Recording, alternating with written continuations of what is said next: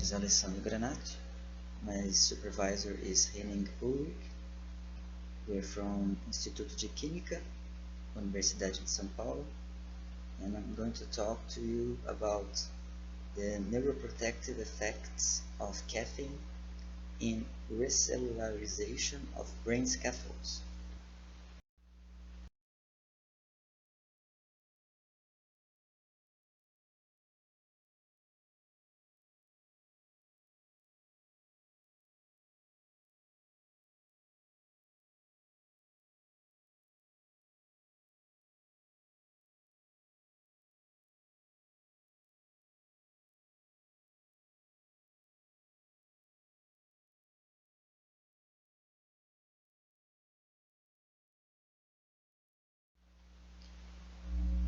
About the purinergic receptors.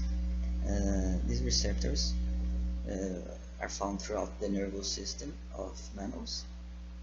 They are involved in neural regeneration, and they can determine the neural phenotype and differentiation of stem cells into neurons. And also they can be used to reverse pathological conditions in Alzheimer's disease models, such as mice models and 3D cultures in vitro. Regarding the purinergic receptors, we have the two types, P1 and P2. P1 are G protein coupled receptors that occurs when adenosine binds to these receptors, and we're going to talk about A2a receptor. And the P2 receptors, we have P2X, that is ionotropic, and P2Y, that all of them are metabotropic receptors.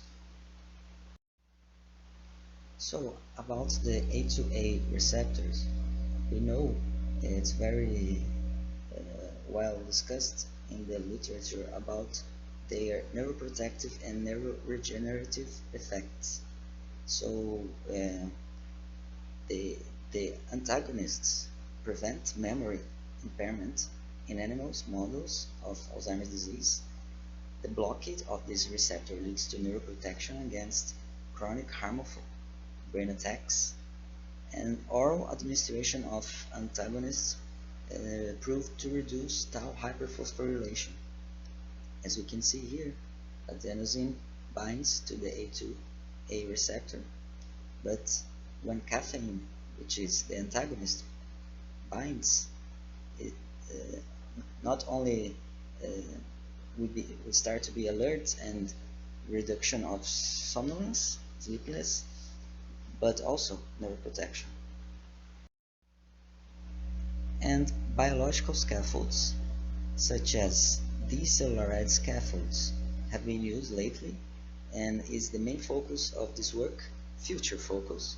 So basically, an organ can be harvested, and the process involves the presence of detergents and freezing and thawing process, sterilization, and then recellularization with other cells such as stem cells.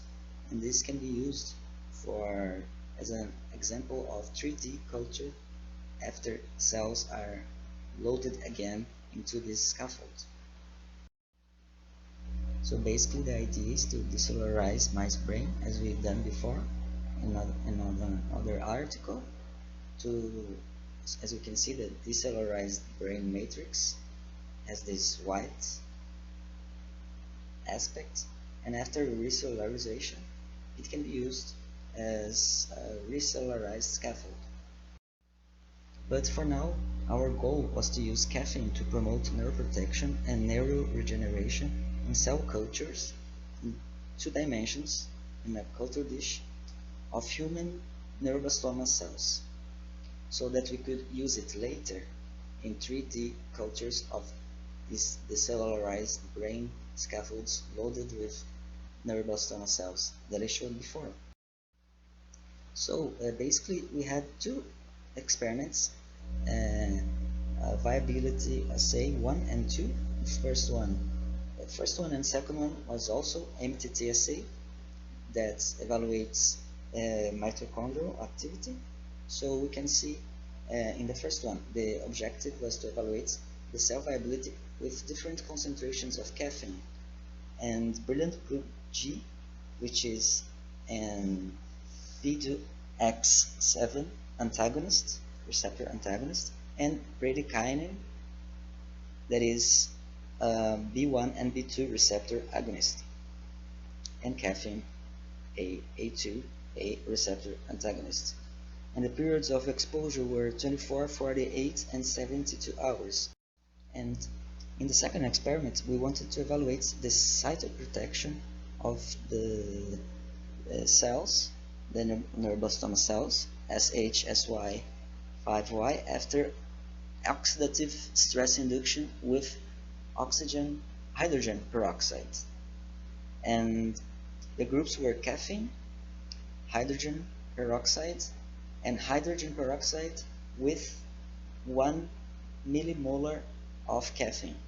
Basically cell seeding, pre-treatment with caffeine at this concentration, and then the induction of cell death and oxidative stress with hydrogen peroxide, and 72 hours later, the cell viability evaluation after this process.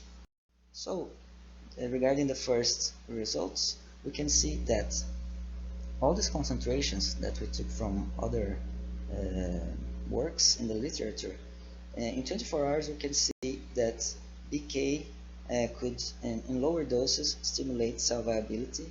Also, BBG in different concentrations, not all of them, compared to the control group, and caffeine at this concentration of 2 millimolar increased cell viability significantly. Also, caffeine again in 48 hours had the same effect, but we can see that after 72 hours all of the concentrations decreased viability significantly, and the concentration of 2 millimolar, which is very different than a study that showed that these concentrations, such as 1 and even 3 millimolar of caffeine, were able to protect these same cells from neurotoxicity caused by the beta-amyloid oligomer. Anyway, we intended to use half of this concentration, 1 millimolar, to see if after the induction of oxidative stress with hydrogen peroxide, we could increase cell viability. And we did that. It's shown here, significant difference regarding the induction of hydrogen peroxide, which suggests that the caffeine at this concentration is able to promote this cytoprotection with these cells. So as a conclusion, we can say that caffeine stimulates the proliferation of neuroblastoma cells, human neuroblastoma cells, at a concentration of 2 millimolar in 24 and 48 hours, although in 72 hours it decreased cell viability. Caffeine at 1 millimolar was able to promote significant cytoprotection against oxidative stress and cell death in soot caused by hydrogen peroxide, and caffeine at the concentrations of 1 millimolar is expected to, in the future, in this work, future work, to generate neuroprotective and neuroregenerative responses in our three-dimensional AD model in vitro, Alzheimer's disease model in vitro. So I'd like to thank for the support, financial support, CNPq, FAPESP, CAPS, and our Professor Henning, and our lab, Neuroscience Laboratory from the Institute of Chemistry of the University of São Paulo. Thank you very much. These are the references.